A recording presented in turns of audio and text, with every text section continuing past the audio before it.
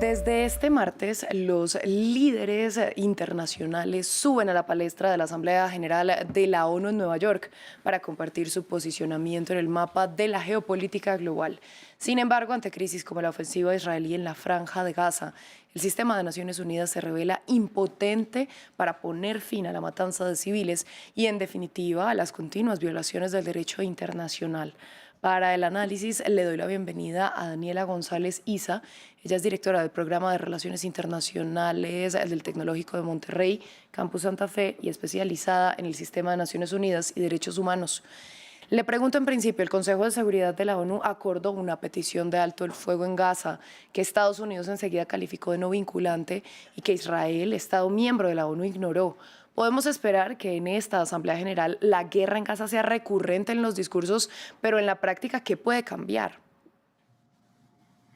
Hola, muy buenos días. En efecto, ya estamos empezando la sesión número 79 de la Asamblea General de las Naciones Unidas y sí se espera que en los discursos del debate general, que por lo general generan precisamente este pulso, ¿no?, de la agenda internacional, sea recurrente el discurso sobre el conflicto en Gaza.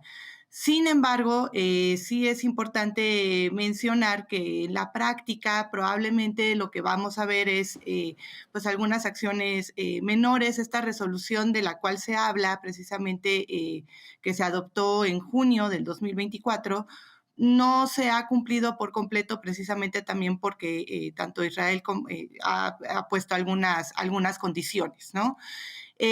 Podríamos ver, por ejemplo, algunas acciones relativas a acción humanitaria o incluso dentro de la Asamblea General, probablemente podamos ver en un futuro pues estas acciones, ¿no?, de sesiones de emergencia o lo que comúnmente se conoce como la Unión Pro Paz, en donde la Asamblea General en su conjunto podría llegar a hacer un llamado, ¿no?, al cese de hostilidades. Habrá que ver también, por ejemplo, esto que implica en cuanto a una presión en las negociaciones que se están llevando a cabo con Egipto, ¿no?, y Qatar, Estados Unidos e Israel. Le pregunto ahora, la Asamblea General votó por una inmensa mayoría por el reconocimiento de Palestina como Estado de pleno derecho, pero esto pues después de que Estados Unidos lo vetara en el Consejo de Seguridad. ¿Cómo podemos abordar el gran poder que tiene el Consejo de Seguridad con 5 potencias con derecho a veto frente al de la Asamblea General? Aquí hay que tomar en cuenta también, en el caso muy concreto de Palestina, actualmente es reconocido como un miembro observador permanente de las Naciones Unidas. Es decir, no es un miembro Estado con pleno derecho. Esto es reconocido desde el 2012 y si bien es cierto que este año se retomó, digamos, la votación y que Estados Unidos en efecto la vetó, hay que tomar en cuenta también lo que implica la aceptación de nuevos miembros, ¿no?, que hay un proceso en donde se debe de tomar en cuenta tanto a la Asamblea General como al Consejo de Seguridad. Ahora, esta resolución que se aprobó en la Asamblea General otorga una extensión de derechos a Palestina, sobre todo en temas procesales, en temas, por ejemplo, de discusión de ciertos temas.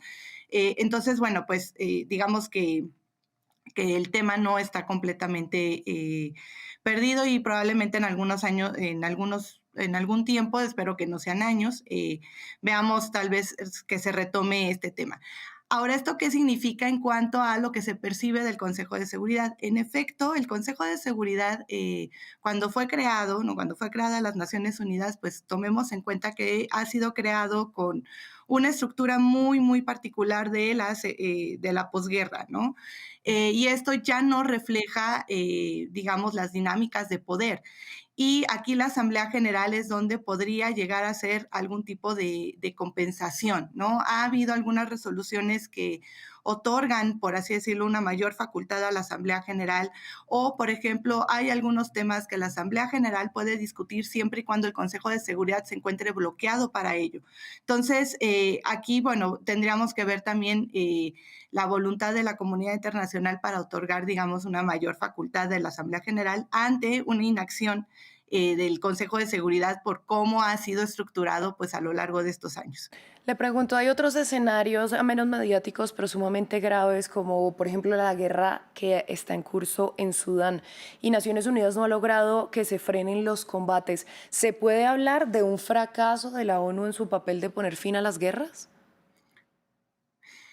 Un fracaso como tal, no. Las Naciones Unidas, cuando fue creada, pues fue creada en 1945. En ese entonces, digamos que el concepto de seguridad internacional estaba basado, por ejemplo, en conflictos entre estados, ¿no? Hoy en día, por ejemplo, los conflictos que predominan, ¿no? Y que son, por ejemplo, alrededor de 56 los conflictos que existen alrededor del mundo, son conflictos que se conocen como conflictos desestructurados por el Comité Internacional de la Cruz Roja o conflictos civiles, es decir, son conflictos internos que en efecto generan un desastre humanitario como lo que estamos viendo en Sudán.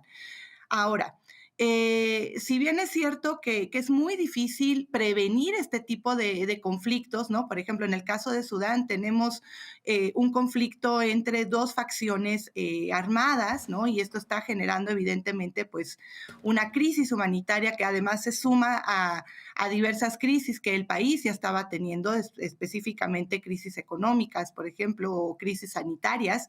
Sí, las Naciones Unidas ha generado también un canal, digamos, de ayuda humanitaria, ¿no? O, por ejemplo, de entrega humanitaria. Recientemente, por ejemplo, en el caso muy particular de Sudán, el Consejo de Seguridad se encuentra discutiendo la ampliación, por ejemplo, del Comité de Sanciones, que ya había previamente, precisamente en relación, por ejemplo, al tráfico de armas, ¿no? Hay una sanción relativa, por ejemplo, al embargo de armas. O ha habido, pues, algunas acciones humanitarias, ¿no? Que se han permitido. Entonces, si bien Naciones Unidas no ha sido efectiva, digamos, en la prevención de este tipo de conflictos, sí ha sido importante digamos, en algunas acciones relativas a estos, ¿no?